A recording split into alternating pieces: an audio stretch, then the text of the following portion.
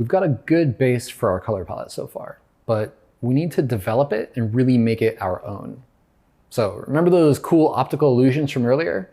Yeah, we're gonna do some of that because we need to see how these colors interact with one another and what needs adjusting and where. So let's get into it. It's time now to develop this a little bit, clean it up, refine it, and do some color interaction tests, as I like to put them. So first thing I'll do is let's get rid of this guy. I don't think we need him anymore. And I've also brought our artwork into the mix here. And we're not going to start coloring in things necessarily just yet. But I want to have this handy so I can have an idea about what colors might work for what places. So if we're looking at our artwork, there's a few kind of key things to point out here. So first of all, we have this kind of character in the center, and the dog. I'll count that as another character. And then we have the scenery, which is primarily like foliage, bushes, leaves, rocks, a tree back here, some things. And then lastly, the third piece is we have typography down here. So those are the three kind of components that I want to make sure they work together. The colors have some sort of harmony between them, but that, you know, each one of these things kind of stands out and has its own sort of like tone, if you will. So with that in mind, I'm going to look at our colors again and I think start just by dragging some copies of the things that I know I want to use out and kind of massaging those and molding those for now. So looking at our artwork, I'm going to want some green. I know that right now. So I am going to take this one and let's take these two. Okay. And I think some of this brown here, I like that. And yellow. So this is kind of these like earthy tones that I'm thinking might work for, you know, our background and all this kind of stuff. And then for the characters, you know, I want them to pop. I want to make sure that they kind of, you know, still work with the rest of the colors, but like they're not lost. I guess we could go complementary since we have like a kind of red or blue here. So let's pull out this red too, and then maybe this like light blue. The reason I'm kind of just selecting a few at a time now is because, you know, chances are we probably won't end up using all of these colors because we don't need to necessarily. And this isn't like, okay, this is it, use these colors. We're going to work on these a little bit and really kind of like, I guess, tighten them up and make sure that they work well together. And the first thing I like to do with that is just start kind of like, you know, putting them together and checking out like how they work. So here, I'm going to drag this over here, right? So we'll do that and then go over here. And then I'm actually I'm going to flip these. So we'll do this and this. Okay. And then this kind of, you know, it's a little easier to see things in context this way versus just looking at a swatch. And this will help us kind of dial in, you know, maybe the value or move the hues around or the saturation to make sure that all these kind of work together really well. And there's not going to be any weird, funky overlap of color. So I think I'll just put this guy here. And yeah, you know what, we'll leave that. And we're going to change all these things. I'm just, you know, not too worried about what exactly I'm doing right now. I'm kind of move that guy out of the way. I just want to see how these colors are working together, how they're interacting. So this green and this green, they work pretty well. I feel like there's enough visual contrast there. I like how these look together a lot. That's cool. And I'm looking for contrast here. So, you know, if there's dark over light or light over dark, that I can distinguish between these two shapes. Like these these look kind of similar. So I'm not sure, you know, like this is where we'll want to adjust things. So let's say we put these two colors next to each other. The values look kind of similar. I mean, you can still make out the little square in the center, the green one, but what would happen if we darkened it a little bit? And the way I'm going to adjust these colors and kind of fine tune them is by opening up the color tab here and making sure that it's set to HSB, which is hue, saturation, and brightness. And you should have this in any program that you're using. I know Photoshop has it as well.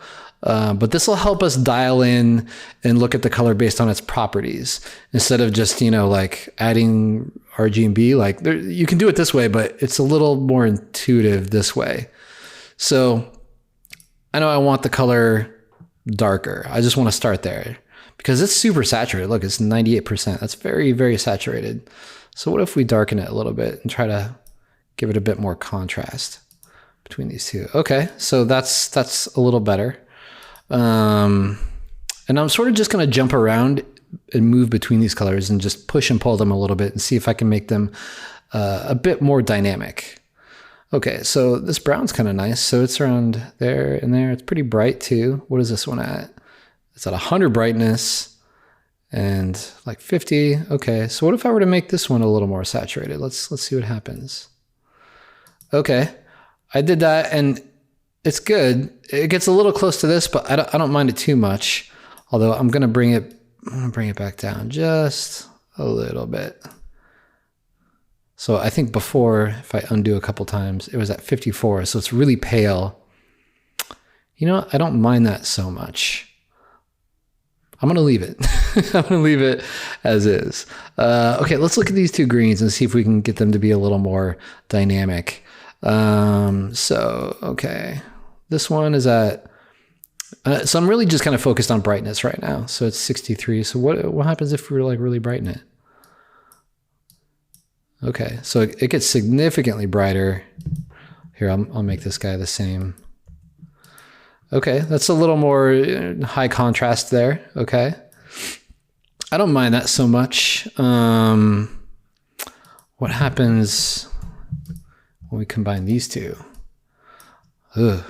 It's kind of I don't know. I don't love that combination. Let's see how the previous ones look. Okay, well, it's better than this. You see the original color, there's like no contrast here.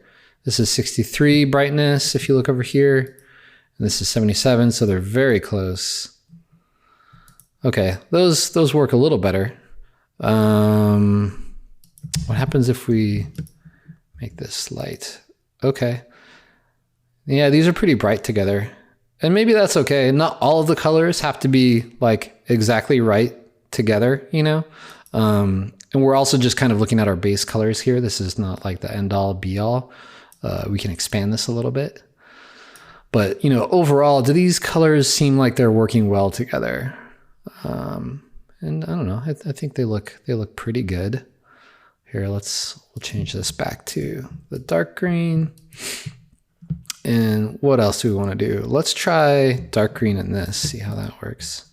Ooh, I really like how these look together. You get this kind of warm and then green starts to go a little cool.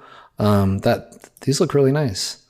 Let's see, let's change this to brown, see what happens. Yeah, I like these together also. I think that's enough contrast. So we're starting to hone in on, you know, I think on this kind of like color scheme for the background here. I like the way that things are interacting. This is just sort of like a visual test, just to make sure, you know, are these going to jive? Are these starting to work together? And I think they are. Let's see what that. Oh, that's the same one. Yeah, these work together really, really nicely. So does this. Yeah, that's okay. All right, I'm cool with this. I like these as the base colors here for the kind of background. So, all right. What else do we got? So let's take a look at this kind of red and blue. See what's going on here. I'm gonna get rid of these guys. And remember, I'm making a copy, so I always keep my originals over here so as not to lose them entirely. Okay, so you know what? Here, let's make new swatches for these guys up here, and I will do this. I'll just copy these, and then we'll say dark green, light green, dark brown, and then it's kind of pale yellow. All right, so now we can just sort of reset. So we have those saved up there. I'm just gonna change these over here. We only have 2 colors to work with, so it's a little easier. And then we'll make these ones red, and we'll do the same kind of thing. So both of these look really dark. And there's okay contrast, but I don't know. The red looks really dark, and the blue, they both look kind of dull. I want to have a little more, I don't know, vibrance and brightness to them. So I think I need to pick one of these to be like the color that's really going to pop, and the other I think it's okay if it's a little more muted. So I'm going to go with the red being the color that I want to pop. So I'm going to try to brighten it and then see what happens. So here, let's make it much brighter. I'll give it a little more saturation. Okay, so it's kind of tough to see against that blue. It's not great. I'm gonna get rid of these because I realize I don't need all 4. Okay, so what can we do with the blue here? Maybe, so we know if the red, if we look at its brightness, is 80. So that's sort of just, you know, the value. And the blue is 58. So we can either make the blue much brighter like this for contrast, or much darker for more contrast. It starts to go kind of green. I don't know, maybe that's okay. Let's go with the brighter blue for now. And then, yeah, so that's a bit easier on the eyes that way. Let's see how this looks inverted too, just to see. Okay, yeah, so I think we have enough contrast here. I might take a little of the saturation out of the blue.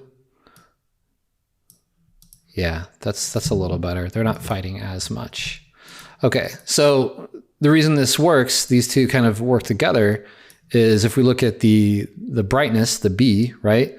We see that the red is at 80, the blue is at 89, so it's significantly brighter than the red.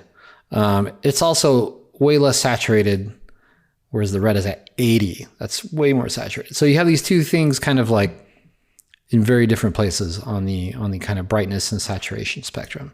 So you know what? It's not going to be perfect, but that's good enough for now. So let's save these over here. So we'll get the red, bloop, and we'll get the blue, and bloop. Okay, cool. Okay, so what else do we want to grab while we're here? You know, I do like these kind of darker blues. So, and maybe like this peach red. So let's copy these, bring them down, and we'll do the same kind of thing here. See what happens. Ooh, I already like how those look together. And let's try this with this lighter red. Okay, so man, these look really good together. I'm like, do I need to adjust it at all? There's plenty of contrast here, and even between, like, you know, the two blues, you can see there's really nice contrast. So we might be okay there. This one, on the other hand, this isn't looking great. Okay, let's try adding some saturation to it. See what happens. Okay, better, but it's getting to be a little too close to this red. So what if we go the other way and we pull more saturation out and we make it brighter? So it's not working as well with the blue, right? So we can see whatever it is we're doing isn't working. because these are both just too bright. Now, if we were to put the red here, okay, that starts to work better. And if we were to put the dark blue here, yeah, that works pretty well too. So when you're doing this, you may also find that certain colors work together and certain ones don't. And that's okay, you know? So this kind of peach-ish color works with the red, works with the dark blue, not so much with the light blue. So maybe we just keep that in mind. It doesn't mean we don't have to use it. It just means that, you know, it's for special occasions, or just don't put it too close to this other blue up here. So here, let's do this. We'll save these last two swatches. Okay, so we'll get the blue, and we'll get this peach color. And okay, so this can kind of be our background here, and this can kind of be the other things, the characters, the typography. You know what? We need some sort of like neutral color in here. And by neutral color, I mean a color that's not necessarily, you know, like going to stand out. It's something that'll kind of work with all of these colors. Usually like a dark gray, a light gray, a beige, a white, something like that. I don't like to use pure white or pure black. I think it's much more interesting. You know, like this blue might serve as our black, as we find out. But maybe we just grab a couple of neutrals to be safe. You know what? Let's just grab one for now. We'll grab this kind of very, very light gray here. And cool. I think this is a great starting point. Yeah. Right? Everything. So we did our tests. So the purpose of this exercise is to start to prune and refine your color palette. So as you can see, we started with this kind of big cross section here that we already whittled down. And we started pulling colors out, seeing how they work together, how they interact, checking their contrast and their saturation, and finding ones that work well together and finding ones that don't work well together. And then just simplifying it even more. And also keeping in mind what colors we are going to use where in our artwork. So these kind of earthy tones, the greens and the browns and the yellow, they're going to be great for the background. And then we have these kind of bright red, and then these like cooler blues, and even a neutral for maybe some of the other stuff. We don't know how this group, right here, will interact with this group. We may find there is a visual war going on, but we won't know that until we kind of really see it in context. But again, the goal is to see how things work together, continue to prune and refine and simplify. Cool, so we developed the palette a little bit, we added contrast. I'm ready to put this thing to the test. But before we do that, it's time for you to do some homework. All right, I want you to take your initial color samples and whittle them down to 3 or 4 colors at most. Next, you're going to put together your own interaction tests, just like I did. Now, don't be afraid to change the value, the saturation, or even swing the hue around a little bit. And keep contrast in mind. Once you're happy with everything, expand your palette by adding a neutral or two. Now, this part might be a little difficult for you, and that's okay. You can totally do it. I believe in you. And real quick, if you like this kind of stuff and want to do more of these fun exercises, check out the book called Interaction of Color by Joseph Albers. You might dig it.